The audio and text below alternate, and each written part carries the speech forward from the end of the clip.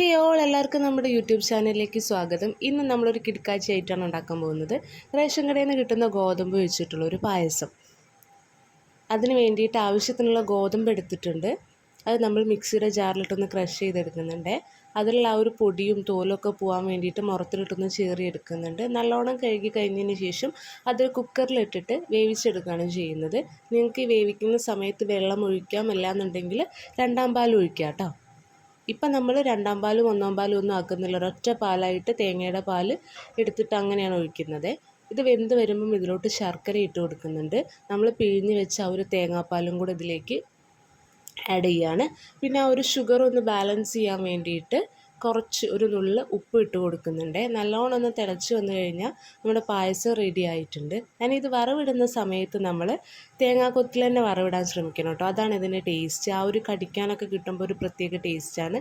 സംഭവം കിഡുവാണ്, നല്ല അടിപൊളി ടേസ്റ്റാണ്. ബിഗിനേഴ്സിനും ബാച്ചിലേഴ്സിനും ഒക്കെ ട്രൈ ചെയ്യാൻ വളരെ സിമ്പിൾ ആൻഡ് ഈസിയാണ്. ട്രൈ ചെയ്തിട്ട് അഭിപ്രായം പറയണേ.